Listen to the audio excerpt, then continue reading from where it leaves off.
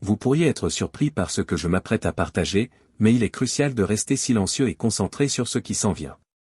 Vous regardez une vidéo exclusivement destinée aux élus. Si vous ne faites pas partie des élus, il est probable que vous ne regarderez pas cette vidéo jusqu'à la fin. N'hésitez pas à l'arrêter, car son contenu pourrait ne pas résonner avec votre âme ou votre esprit. Cependant, si vous êtes véritablement un élu, vous comprendrez parfaitement tout ce que je vais expliquer. Bien-aimés, il y a une vérité profonde que nous devons affronter en tant qu'élus, l'appel de Dieu a un prix. Ce prix n'est pas mesuré en termes matériels, mais en bataille spirituelle, en moments de solitude, et en sacrifice qui nous poussent bien au-delà de notre zone de confort. Mais pour chaque coup, il y a une récompense inimaginable qui attend ceux qui persévèrent. Être un élu n'est pas un statut, c'est un rendez-vous divin. C'est une marque sur votre âme qui vous distingue pour un but unique. Et ce but a un prix. Mais prenez courage, le prix que nous payons ici n'est rien comparé à la récompense éternelle qui nous attend. Aujourd'hui, je veux m'adresser à ceux qui ont ressenti le poids d'être choisis, à ceux qui ont senti le fardeau de l'appel et ont peut-être même envisagé d'abandonner. Je vous encourage à rester jusqu'à la toute fin de ce message. Quelque chose de puissant vous attend, quelque chose qui rallumera votre foi, restaurera votre espérance et fortifiera votre esprit. Ne manquez pas la plénitude de ce que Dieu veut parler à votre cœur aujourd'hui. Parfois, c'est dans les derniers instants que la percée arrive, que la clarté surgit et que l'esprit agit d'une manière inattendue. Restez à l'écoute, regardez jusqu'au dernier mot, et laissez Dieu faire une œuvre profonde en vous. Vous ne le regretterez pas.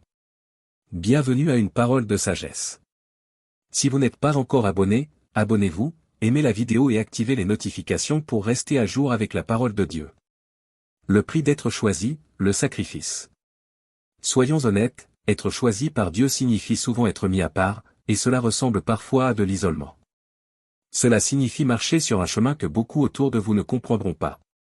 Pensez à Abraham, qui fut appelé à quitter son pays natal pour aller vers un lieu que Dieu lui montrerait, Genèse 12 verset 1. Imaginez l'incertitude qu'il a dû ressentir, la peur de l'inconnu. Et pourtant, il a obéi, sacrifiant le confort du connu pour un voyage inconnu avec Dieu. L'obéissance d'Abraham ne lui a pas seulement coûté du confort, elle lui a coûté sa sécurité. Il a été appelé à tout laisser derrière lui sa famille, sa culture, son mode de vie pour suivre Dieu vers un avenir incertain. Certains d'entre vous ont fait des sacrifices que d'autres ne peuvent pas comprendre.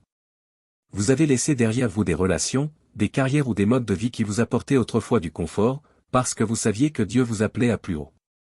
Mais avec chaque sacrifice vient un sentiment de perte. Il peut être difficile d'expliquer à d'autres pourquoi vous avez pris certaines décisions. Et parfois, vous pouvez même avoir l'impression d'errer seul dans un désert, comme Abraham. Pourtant, souvenez-vous de ceci, Dieu honore chaque sacrifice fait dans la foi. Il voit vos larmes, vos luttes, et il connaît le poids du prix que vous payez. Vous n'êtes pas abandonné. Et vous n'êtes pas oublié. L'Écriture est claire, Dieu est fidèle envers ceux qui lui sont fidèles. Hébreux 6 verset 10 nous dit, « Car Dieu n'est pas injuste pour oublier votre œuvre et l'amour que vous avez montré pour son nom. » Les sacrifices que vous avez faits ne sont pas vains. Dieu les utilise pour vous façonner et vous préparer au niveau supérieur de votre appel divin. Deuxième point, les combats spirituels. Être choisi, c'est être en première ligne dans le combat spirituel. L'ennemi sait que vous êtes marqué par Dieu pour un dessein, et à cause de cela, il fera tout pour vous déstabiliser. Nous voyons cela dans la vie de Joseph, qui fut choisi par Dieu pour diriger une nation. Son parcours a été rempli de trahison, de fausses accusations et d'emprisonnement, Genèse 37 verset 50. Il semblait que tout allait contre lui. Quand Dieu vous choisit, il place une cible sur votre dos, non pas pour vous nuire, mais pour vous préparer au combat. Les guerres spirituelles ne sont pas un signe de l'absence de Dieu, mais la preuve que vous êtes sur le bon chemin.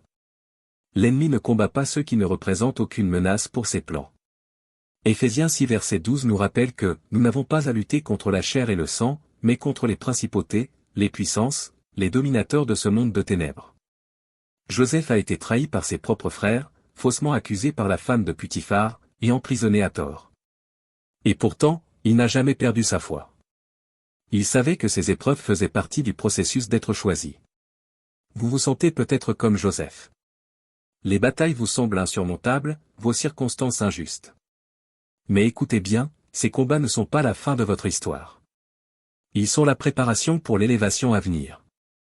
Troisième point, la solitude des élus.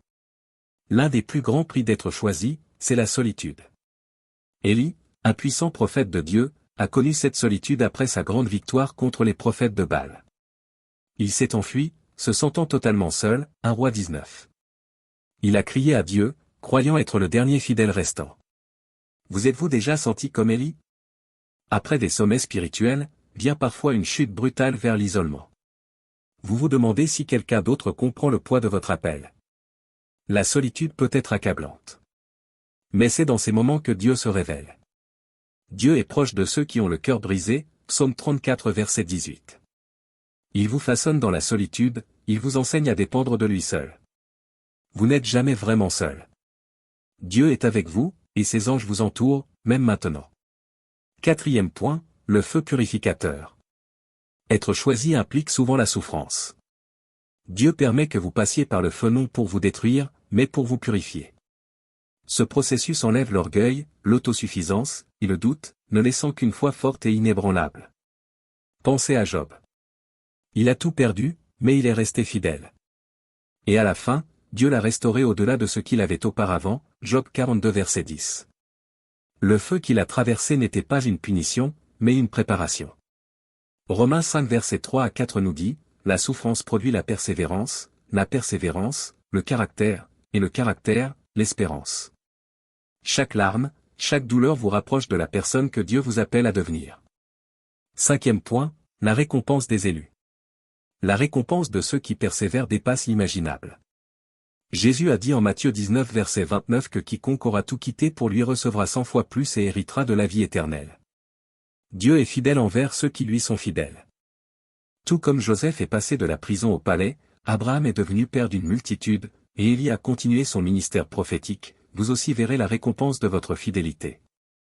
Dieu n'est pas un homme pour mentir, Nombre 23 verset 19. Chaque promesse qu'il a faite s'accomplira. Le prix est grand, mais la récompense est bien plus grande encore. Joseph n'a pas seulement été restauré, sa fidélité a aussi permis la préservation de sa famille et d'une nation entière. Imaginez l'impact profond qu'a eu sa fidélité sur les générations futures. Son obéissance et sa persévérance à travers les épreuves ne l'ont pas seulement élevé à une position d'influence, elles ont également permis l'accomplissement du plan divin de Dieu pour son peuple. De la même manière, la récompense qui vous attend n'est pas seulement pour votre propre bénéfice, mais aussi pour l'impact qu'elle aura sur les autres. Voyez-vous, les bénédictions de Dieu sont générationnelles. Quand il vous élève, il ne le fait pas uniquement pour récompenser votre fidélité, mais aussi pour établir son alliance avec les générations futures. Votre persévérance pose les fondations pour vos enfants, vos petits-enfants et tous ceux qui viendront après vous. La récompense des élus porte un poids éternel de gloire, qui dépasse tout ce que nous pouvons voir. La récompense ultime. Quand nous pensons à la récompense ultime, nous devons tourner notre regard vers le ciel. Jésus nous dit en Jean 14 versets 2 à 3. Il y a beaucoup de demeures dans la maison de mon Père. Si cela n'était pas, je vous l'aurais dit. Je vais vous préparer une place. Et lorsque je serai allé vous la préparer, je reviendrai et je vous prendrai avec moi, afin que là où je suis, vous y soyez aussi. La récompense ultime pour les élus est de demeurer avec notre Sauveur pour l'éternité. Les épreuves, les combats et les sacrifices de cette vie pâliront en comparaison de la joie d'être avec Jésus pour toujours. Mais même ici sur terre, Dieu nous donne des avant-goûts de sa récompense. Il nous bénit d'une paix qui surpasse toute intelligence, Philippiens 4 verset 7. Il nous accorde une joie que personne ne peut nous enlever, Jean 16 verset 22. Et sa présence fidèle nous guide à chaque pas, Psaume 32 verset, émoticône, n'en croyant pas ses yeux. Ce sont là les trésors qui nous soutiennent pendant que nous attendons l'accomplissement total des promesses de Dieu. Bien-aimés, le chemin des élus n'est pas facile, mais il en vaut la peine. Il est marqué par des sacrifices, des batailles, de la solitude mais aussi par des rencontres divines, des récompenses célestes et une gloire éternelle. Dieu est avec vous à chaque pas, et il est fidèle pour achever l'œuvre qu'il a commencée en vous, Philippiens 1 verset 6. 6e point, l'héritage des élus. Un dernier aspect du fait d'être choisi que je veux souligner, c'est l'héritage que nous laissons. Quand vous répondez à l'appel de Dieu et marchez dans la voie des élus, votre vie devient un témoignage vivant qui résonnera à travers les générations. Pensez à l'héritage laissé par Abraham, Joseph, Esther, David, et tant d'autres. Leur obéissance n'a pas seulement affecté leur propre vie, elle a changé le cours de l'histoire du peuple de Dieu. Quand vous marchez dans l'obéissance à l'appel de Dieu, votre vie devient un témoignage vivant de sa fidélité. Votre persévérance dans les épreuves, votre foi dans l'adversité, votre engagement indéfectible inspireront d'autres à poursuivre leur propre appel divin. Votre héritage sera celui de la foi, du courage et de l'obéissance. En Hébreux 12 verset 1, il est écrit. Nous donc aussi, puisque nous sommes environnés d'une si grande nuée de témoins, rejetons tout fardeau. Ils sont là, ceux qui nous ont précédés dans la foi, nous encourageant à persévérer. De même que leur vie a laissé un héritage de foi, la vôtre aussi en laissera un. Cet héritage ne se mesure pas au succès du monde, mais à l'impact que votre vie aura pour le royaume de Dieu. Chaque prière, chaque acte de bonté, chaque pas de foi construit un héritage qui vous survivra. Accepte le prix, reçois la récompense. Je m'adresse à toi, élu. Oui, le prix est élevé. Les sacrifices sont réels. Les combats sont intenses. Mais la récompense, oh, elle est au-delà de tout ce que tu peux imaginer. Dieu voit chaque larme, chaque sacrifice, chaque pas de foi. Et il est fidèle pour récompenser ceux qui le cherchent avec diligence. Le chemin des élus n'est pas facile, mais il en vaut la peine. Aujourd'hui, je te lance un défi, embrasse le prix, sachant que la récompense est déjà assurée pour toi dans le ciel. Continue de te battre. Continue de croire. Continue d'avancer. Dieu ne t'a pas oublié, et ta récompense est plus proche que tu ne le crois. Tiens bon aux paroles de Jésus. Dans le monde vous aurez des tribulations, mais prenez courage, j'ai vaincu le monde. Jean 16 verset 33. Il a déjà vaincu les combats que tu traverses, et sa victoire est ta victoire. Marche dans cette vérité, sachant que la récompense des élus est pour cette vie et pour la vie à venir. Bien-aimé, embrasse le prix les sacrifices, les combats, la solitude, et le feu purificateur. Sache que Dieu est avec toi à chaque pas, et il est fidèle pour t'en faire sortir vainqueur. Ta récompense est en route. Crois-le. Reçois-le. Marche dedans.